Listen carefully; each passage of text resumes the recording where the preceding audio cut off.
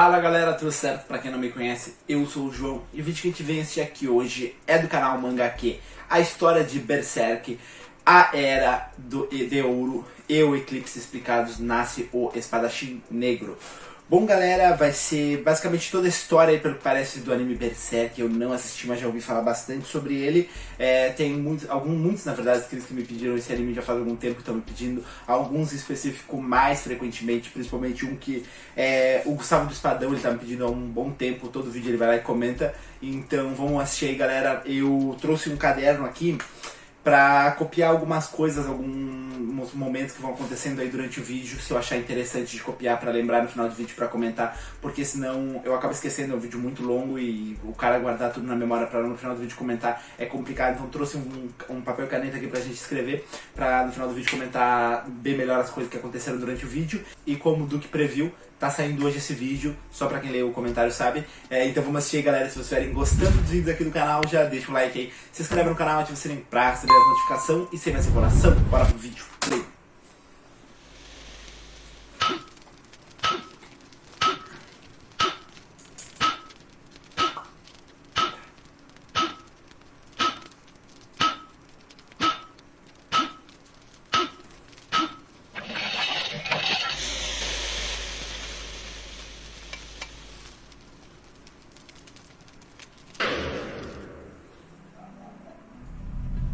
Neste mundo, o destino da humanidade é ser controlada por alguma entidade ou lei superior. É como se a mão de Deus pairasse sobre nós. E ao menos uma coisa é verdade: o homem não tem controle nem mesmo sobre a sua própria vontade.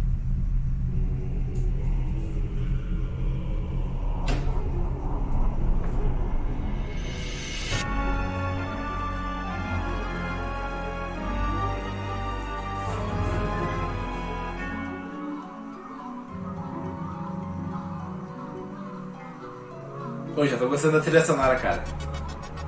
Nossa.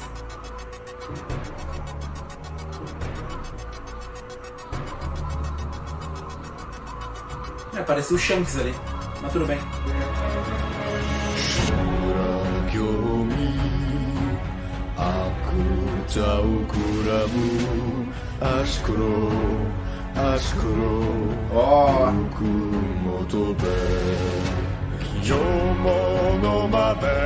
Que música massa, cara.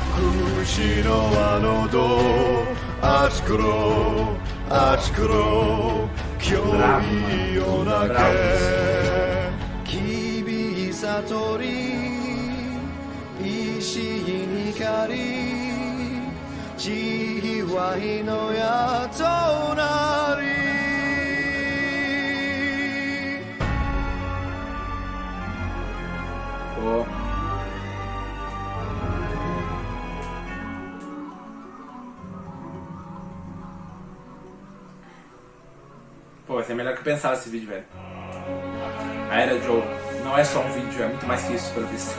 O reino de Midland e o Império Tudor travam uma guerra entre si por aproximadamente 100 anos. Entre derrotas e vitórias para ambos os lados, exércitos de mercenários se tornam mais proeminentes nos campos de batalha. Se houvesse uma batalha e um pagamento por ela, certamente um exército independente estaria lá. Dentre tantas pessoas que caminharam por esses campos de guerra, um homem levanta sua espada para proteger suas pequenas feridas que carrega em seu coração. Esse homem usa a espada para morrer com um sorriso no seu rosto, mas em um dia distante, além dos seus sonhos, um dia distante, além de suas memórias, sua jornada começa quando ele vem ao mundo. Ainda sem nome, Guts nasceu do cadáver de sua mãe que foi enforcada e pendurada em uma árvore, onde ele foi deixado para morrer sozinho em um berço de solidão, lama e sangue. Assim são as linhas do destino e da causalidade. É impossível fugir dela, mas Guts, ainda bebê, contrariou isso. Imaginem que o destino é a lua refletida em um lago, e os humanos são como peixes nesse lago. Por mais que se esforcem, os peixes nunca irão alcançar a lua. Apenas contemplarão o seu reflexo sem poder alterá-lo. Mas nesse mundo existem peixes que podem saltar acima do lago e criar ondulações, movimentos esses que interferem diretamente em como o reflexo é reproduzido no lago. Guts é uma dessas pessoas. Um grupo de mercenários liderado por um homem chamado Gambino acabou passando por esse local terrível e eles notaram a criança embaixo daquele cadáver putrefato. Presumindo que o bebê também estivesse morto, eles continuaram seu caminho. Porém, o bebê começou a chorar, para a surpresa dos mercenários e de uma mulher chamada Shisu, ainda muito abalado por ter perdido prematuramente seu bebê dias atrás. Shisu imediatamente foi em auxílio daquela criança jogada na lama. Gambino acabou permitindo que a mulher guardasse Guts para o seu próprio consolo pessoal, apesar das circunstâncias do nascimento de Guts serem consideradas ameaçadoras e sinais de má sorte por todos os seus companheiros. Tu nasceste de um cadáver e emergiste da lama. Tu é aquele que principiou do fim. És o mais próximo da morte e por isso mesmo possuis habilidades para dela escapar. Resistas, desafies, enfrentes. Essas são as únicas armas daquele que luta contra a morte. Não te esqueças jamais, quando estiveres à beira do desespero, apenas os que se levantarem com espada em punho, mesmo que partida ao meio, se salvarão. 3 anos depois, massa, a mãe adotiva Que de frase. Guts contraiu a peste e morreu dolorosamente. Enquanto Guts, ainda criança, assistia tudo sem poder fazer nada, nem mesmo dar adeus à única pessoa que o amou até ali. Sob a tutela de Gambino, Guts começou a aperfeiçoar a sua esgrima aos 6 anos de idade. Acabou ingressando no bando de mercenários 3 anos após isso, encarando o seu líder como uma figura paterna. Porém, na noite seguinte ao primeiro conflito de Guts nos campos de batalha, ele encararia uma luta que causaria cicatrizes por toda a sua vida. Um mercenário chamado Donovan o emboscou e o violou em sua tenda, revelando que comprou o menino por uma noite, e esse valor foi pago ao próprio Gambino, aquele que Guts considerou seu pai. Posteriormente, cheio de raiva, ódio e fúria, o jovem mercenário emboscou e confrontou Donovan, o eliminando, recusando-se a acreditar nas declarações incitadas sobre Gambino feitas por Donovan na noite anterior. Karma é uma deusa vingativa com senso de humor terrível, e um dia nos campos de batalha, Gambino perdeu sua perna. Um mercenário que não luta não é nada mais do que um aleijado. Seu relacionamento com Guts agora ele é mais começou a se deteriorar após isso, passando do abuso verbal ao físico. Guts foi submetido a várias formas de degradação antes que Gambino finalmente tentasse contra sua vida. Perder sua amante Shisu e agora sua perna começou a empurrar Gambino para a escuridão. Em meio a bebedeiras e rancor, as palavras de seus homens sobre o azar que aquela criança traria a eles se materializaram. Para Gambino, Guts era o motivo de seu infortúnio. Gambino revelou então que realmente vendeu Guts a Donovan, expressando seu desgosto pela existência do garoto. Chocado com essa revelação, Guts revidou e matou o seu agressor. A coisa mais próxima de um pai que ele já conhecera morreu pelas suas mãos.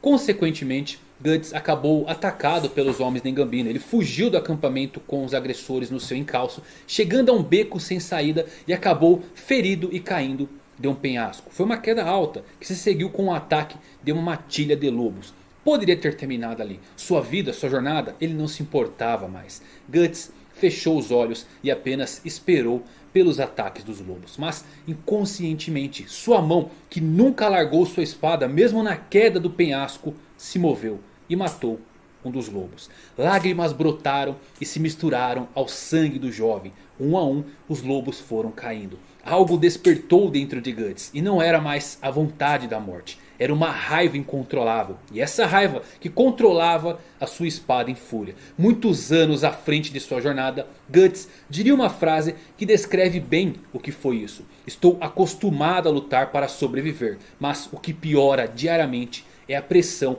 para não morrer. Eu não me lembro de já ter empunhado uma espada tão pesada. Mas hoje e agora ele era apenas um garoto assustado e ferido. As feridas no seu corpo poderiam se curar com o tempo, mas a do seu coração e a da sua alma não.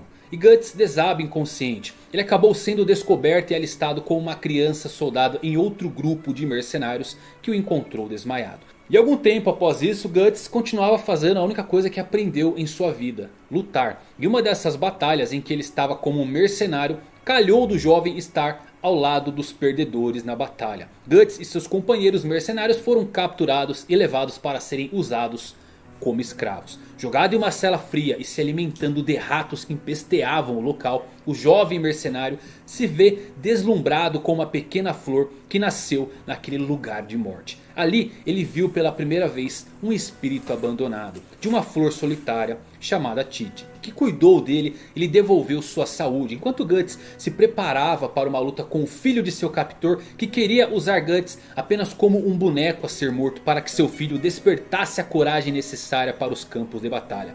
Guts, perdido em alucinações febris, não sabia se o espírito era real ou coisa de sua cabeça. Mas a pequena Tite lhe dava calor e ele prometeu que a levaria para um campo florido fora daqueles muros gelados da cela. Porém, no processo de cura de Guts, a pequena Tite gastou todas as suas pétalas restantes e deixou de existir.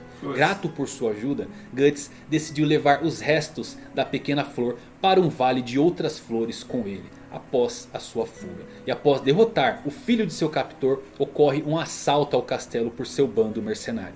Guts, perdido nas confusas memórias de sua juventude, não sabia dizer se Tite era um sonho ou realidade. E escondido nas flores de primavera de outro dia, cumpriu sua promessa de colocar os restos da pequena flor em um vale de flores radiantes. Ah, sim. Pô, cara, mas ele tem uma vida bem sofrida até o momento aí.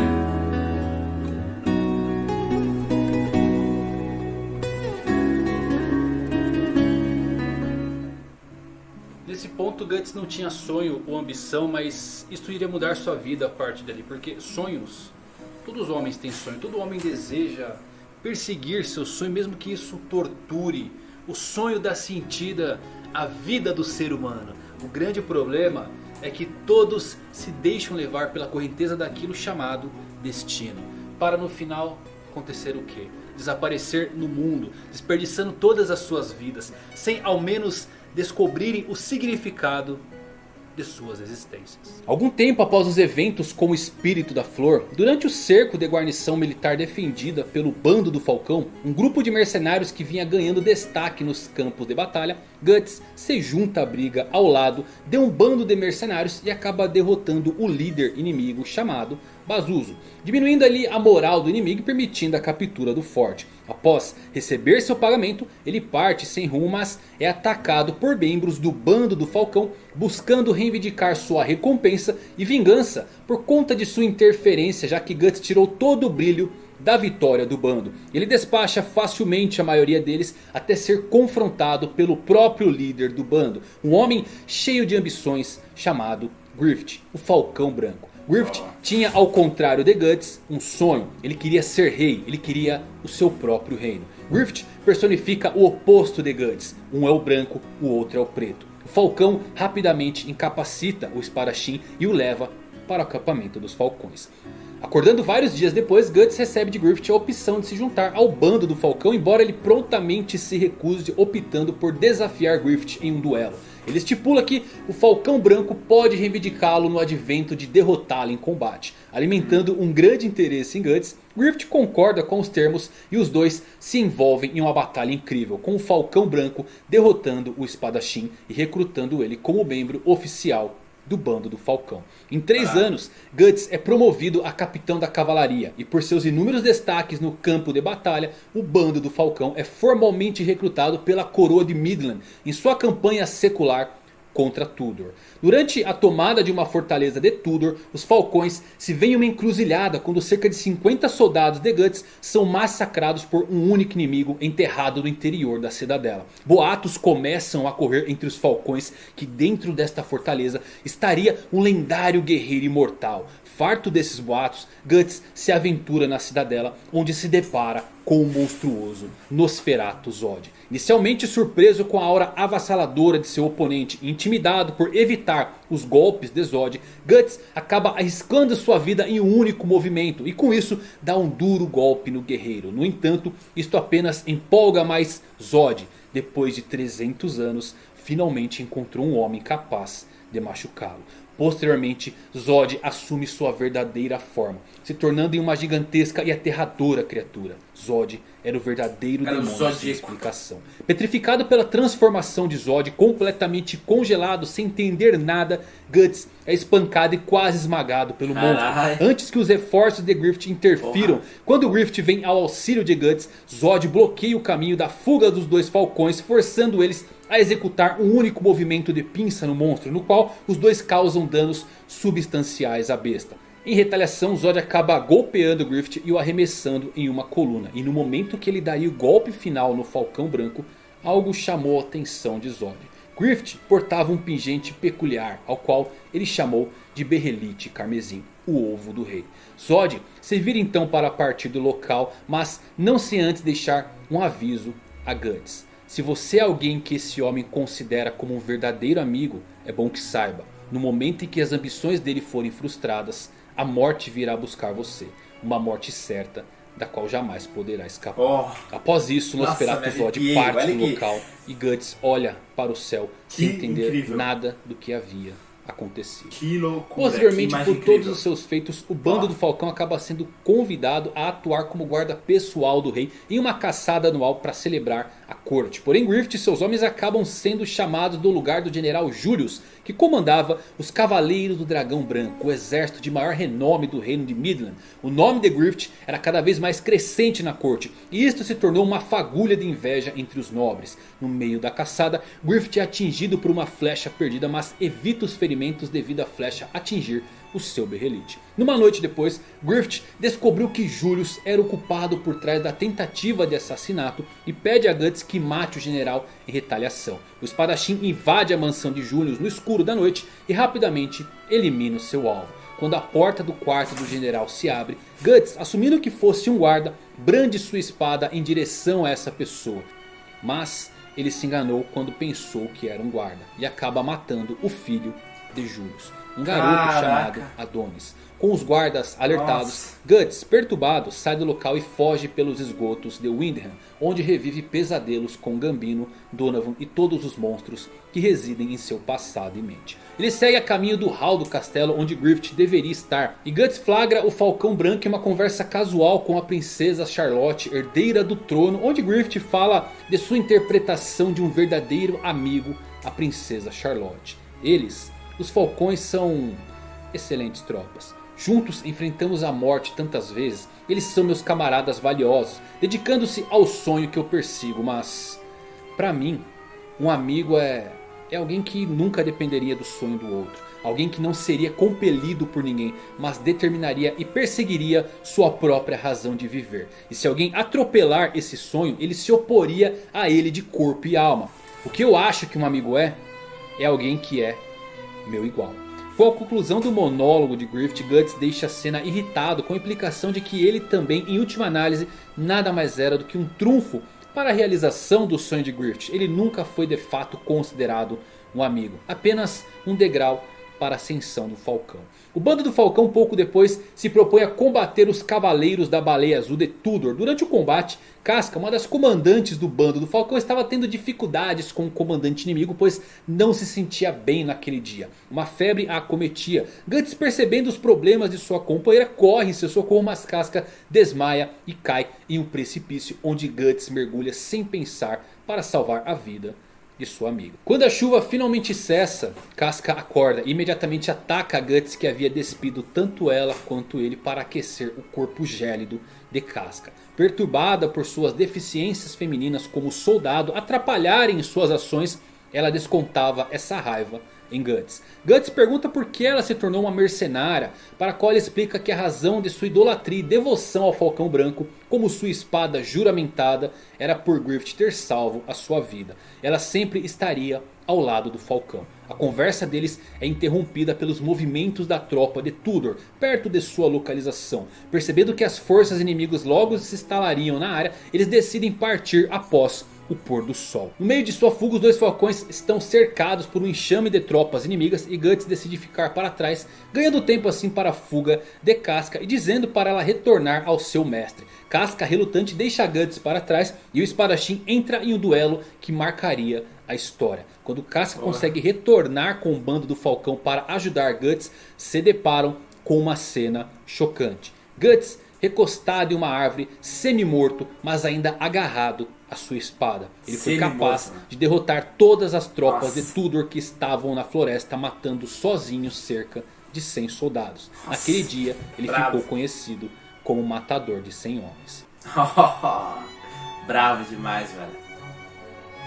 Pô, que história sofrida, mano. No auge da glória do bando do Falcão, quando por fim eles são nomeados como nobres, deixando de ser um simples exército mercenário e entrando definitivamente para ser um exército real de Midland, Guts toma uma das decisões mais difíceis de sua vida. Ele deixaria o bando do Falcão, pois não queria seguir o sonho de Griffith. Ele queria achar o seu próprio sonho. Ele queria ser um em igual a Griffith, o único homem que ele considerou um amigo na vida. Os olhares das pessoas irão se fixar em alguém cujos sentimentos são iguais às delas, para proteger a sua própria felicidade, para realizar seus próprios sonhos e apenas para sobreviver. Será que haverá algum momento onde alguém possa viver seu próprio sonho sem causar uma ferida no coração de alguém? Griffith não aceitou essa partida. O Falcão Branco ficou confuso pela primeira vez na sua vida. Entre milhares de camaradas e 10 mil inimigos, só você me fez esquecer o meu sonho. Guts não podia ir embora e Griffith mais uma vez o desafia para um duelo. E o vencedor deveria ceder ao desejo do outro. Mas dessa vez Guts supera o Falcão. Griffith cai de joelhos na neve sem olhar uma única vez para Guts. Aquele que mesmo sem saber também considerou um dia seu amigo. Guts também não olhou para trás. Seus olhos só olhavam para frente, para perseguir um sonho próprio. E por fim ser igual a Griffith. Nossa, mano. Nossa. A partida de Guts fez Griffith perceber muitas coisas. Que ele não é invencível. Que as pessoas podem simplesmente desafiá-lo. Que ele não pode possuir pessoas como ele pensa que pode. Ele não pode exercer sua vontade sobre todos ao seu redor. Mas acima de tudo, Guts o fez perceber que existia alguém lá fora. Tão importante para ele que seu sonho de ter o próprio reino quase foi esquecido. Perder seu soldado e amigo mais precioso lança a mente de Griffith em um tumulto. Ele que sempre foi tão calmo e frio, não entendia porque a partida de Guts o abalou ao ponto de esquecer o que ele almejava. Perdido na escuridão de sua mente, ele impulsivamente invade o quarto da princesa Charlotte e dorme com ela. Capturado na manhã seguinte e preso por traição contra a casa real de Midland, Griffith é condenado a 1 ano de tortura prolongada pelo rei enfurecido de Midland. E o bando do Falcão são consequentemente considerados inimigos do estado e se tornam foragidos. Guts está em um acampamento improvisado quando recebe a visita de uma entidade tão aterradora que ele a confundiu com o próprio Nosferatu Zod. Era um cavaleiro caveira montado em um corcel tão negro quanto a noite. O cavaleiro veio deixar um aviso para Guts. As engrenagens entraram em movimento. Tudo começa agora e termina daqui a 1 ano. No momento do eclipse. Você e seus amigos estão caminhando cegamente rumo ao seu fim. Uma tempestade de morte cairá dos céus para consumir vocês. Mas você precisa se lembrar, guerreiro. Tu nasceste de um cadáver e emergiste da lama. Tu é aquele que principiou o fim. És o mais próximo da morte. E por isso possuis a habilidade para dela escapar. Resista aos desafios e enfrentes. Essas são as únicas armas daquele que luta contra a morte. Não te esqueças jamais. Quando estiveres na beira do desespero, apenas os que se levantarem com espada em punho, mesmo que partida ao meio, se salvarão. O Cavaleiro Caveira parte na noite tão misterioso quanto a sua chegada. 1 ano depois, tendo recebido notícias das atividades continuadas de seus ex-companheiros, Guts se reúne com Casca e os remanescentes do bando do Falcão para então salvar Griffith. Guts vinha compartilhando com Casca uma crescente paixão, sempre cercada de muita tensão entre ambos. E após esse reencontro, eles por fim tiveram um breve romance. Partiram então na sequência para ajudar e resgatar Griffith debaixo da torre do Renascimento, onde ele era mantido preso e torturado. Eles invadem o local com a ajuda da própria princesa Charlotte e o que encontram é uma das cenas mais tristes de sua vida. Ah. O belo homem que um dia foi chamado de Falcão Branco não era nada mais do que um trapo de pele e ossos. Seus tendões foram cortados e ele nunca mais andaria ou usaria uma espada. Sua língua foi arrancada e sua bela voz nunca mais ressoaria. A única lembrança verdadeira do que já foi Griffith era o seu elmo, que foi mantido em sua cabeça durante todo o tempo em que foi torturado. Na região da fronteira de Midland, os Falcões concordam com a gravidade dos ferimentos de Griffith e discutem sobre o seu futuro. Porém Griffith escuta a conversa e, percebendo que ele nunca mais seria o que foi um dia, reúne todas as suas forças para comandar uma carruagem e foge da área. Guts e os Falcões saem em sua busca. Quando Griffith acaba batendo e destruindo sua carruagem, é arremessado e aterrissa em um lago onde acaba perfurado por um galho. Enquanto seu sangue se mistura à água, Griffith vê algo reluzir à sua frente. Era o seu berrelite carmesim, o ovo do rei, que lhe foi dado tantos anos antes por uma velha vidente. E ele havia perdido nas masmorras enquanto estava preso e era torturado. O berrelite voltou a ele e, ao tocar seu sangue, a caricatura do que era o ovo começa a se realinhar em um ovo de lamentação. O berrelite era a chave dimensional dada àqueles destinados a se tornarem um deus. Mas um preço devia ser pago, e esse preço era o sangue. Guts e os outros correm para o local, mas são levados para uma dimensão alternativa quando por fim um eclipse tinge o horizonte. Um pesadelo irrompe pelos olhos dos membros do bando do Falcão. Numerosos demônios estão presentes para cumprimentá-los, dando-lhes as boas-vindas ao banquete. O sacrifício devia começar. 4 entidades emergem aos céus, anjos para uns, demônios para outros. Eles são os membros da mão de Deus. Yubik, Slam, Conrad e aquele que parece ser o líder deles, Void, revela o propósito daquele eclipse. Em um ciclo de 216 anos, um eclipse como esse surge para coroar um novo membro. O 5º anjo devia nascer agora, o Falcão das Trevas, e esse escolhido era Griffith, criado pelas linhas do destino e da causalidade, moldado para ser aquele que traria a escuridão para o mundo. Griffith jamais abandonaria seu sonho e oferece seus companheiros como sacrifícios, a fim de se juntar às fileiras divinas, como foi predestinado pelo Deus do Abismo, a ideia do mal. Griffith, tendo avaliado suas opções como inválidas e reafirmando seu sonho e ambição, oferece todos os seus ex-camaradas como sacrifícios, desencadeando assim a marca do sacrifício em cada um de seus antigos companheiros. Uma marca que sangraria para sempre quando na presença de apóstolos. E o sinal foi dado, era a hora do banquete. Um verdadeiro massacre ocorre onde um a um os membros do bando do Falcão são devorados por monstros. Griffith se envolve em um casulo e inicia sua transformação. A escuridão absorve meu pensamento. A ausência invoca a demência. A luz se esvanece. Invoco-te, meus pensamentos, e terei o meu momento a sós. Contigo, escuridão.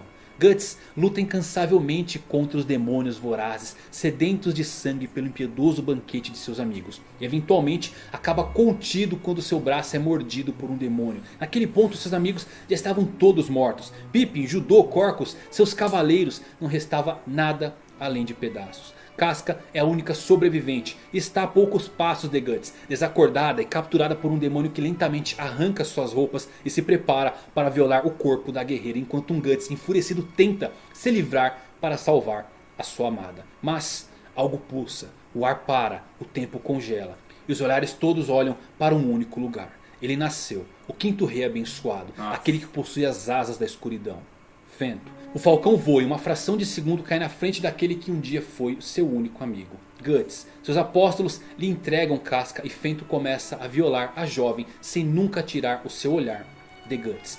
Fento faz isso com Casca por várias razões. Uma delas é a mesma razão pela qual ele se jogou em sua carruagem, para reestabelecer o seu domínio. Outra é machucar Guts porque ele ainda o vê como a única coisa que atrapalhou e estragou tudo. Seu mundo ruiu quando ele partiu. Mas há um fator sutil aqui. Fento está tentando provar algo para si mesmo. Ele está tentando se fazer acreditar que passou do que costumava ser e está muito além da versão de si mesmo que poderia ser desviado por coisas como amor e amizade.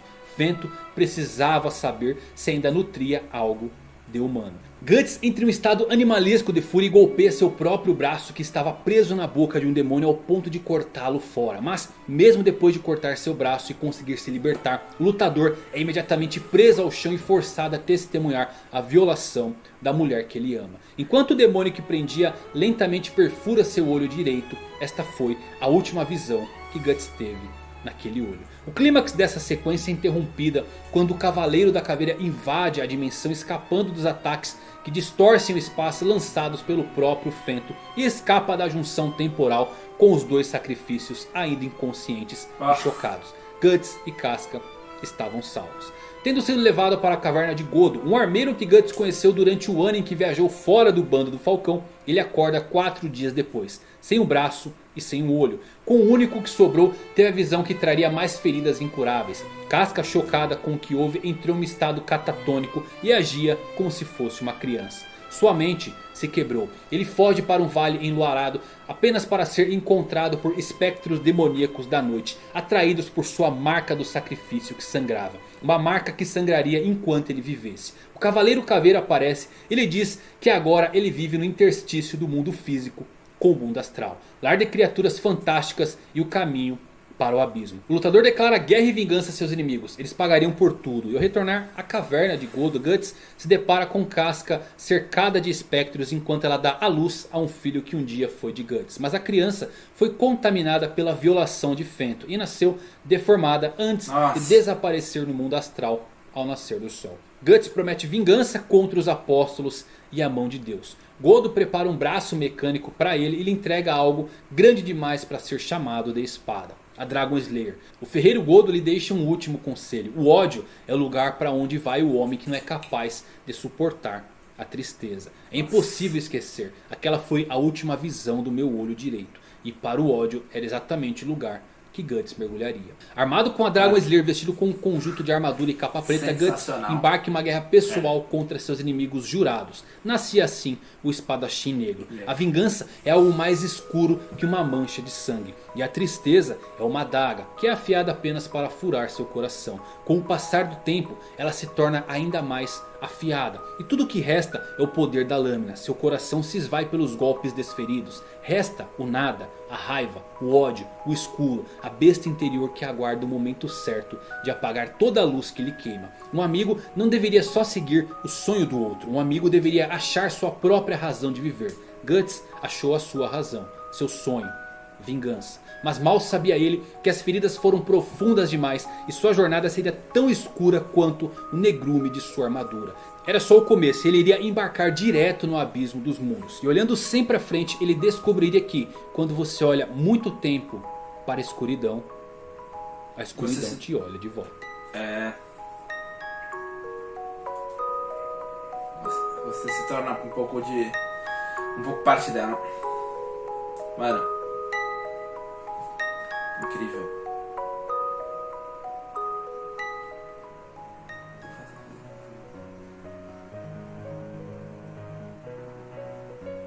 In the blood from Mother Earth's corpse, I sleep restlessly with no recourse. The stars above, watching the fight, proudly echo the tale of this night.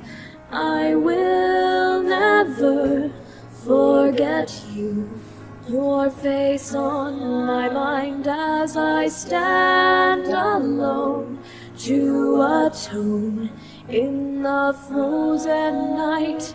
Voices of the lost and the damned return now and sing together again. High forces, high forces, high forces, high forces. Exato. Nossa, velho. Reflete perfeitamente aí o ser humano. Reflete perfeitamente o ser humano. Eu queria dizer primeiramente que a qualidade desse vídeo é incrível. Se eu soubesse que era tão bom, eu tinha sido muito tempo atrás. Com certeza. O que me fez relutar um pouco de demorar pra assistir foi o fato de eu não ter assistido o anime, nem lido mangá, nem nada do tipo.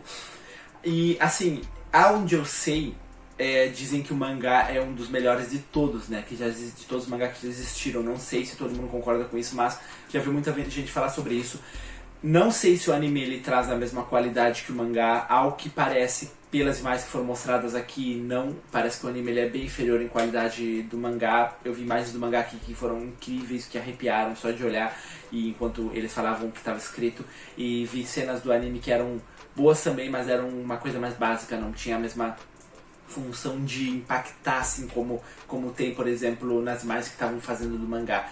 Mano, incrível, velho. Mano, já falei da qualidade desse vídeo, mas assim, esse tipo de vídeo dá gosto de ver, dá muito gosto de ver, e com certeza a produção disso aqui deve ter sido muito complicada, mas muito complicada, porque para ter uma qualidade desse tipo, para ter um roteiro tão bem escrito como o Evandro fez aqui com o outro cara lá na equipe dele, mano, incrível, incrível mesmo, galera. E ele começou com uma frase no vídeo que basicamente demonstrava exatamente como seria o desenrolar de toda a história. Basicamente, o homem é um ser tão simples que ele não domina nem a própria vontade dos seus sonhos de tudo. Acaba que nesse mundo, como foi descrito aí nessa história, o destino do humano, do homem, é ser controlado por uma entidade, um espírito, um ser de outro lugar, que foi exatamente o que começou a acontecer ali da metade da história em diante, principalmente, que foi contada aqui. Claro que a história em si também não teve um final, pelo menos que deu a entender aqui. Não sei se o mangá acaba exatamente nesse lugar, ou se vai ter uma parte 2, talvez desenvolvendo esse momento aí dele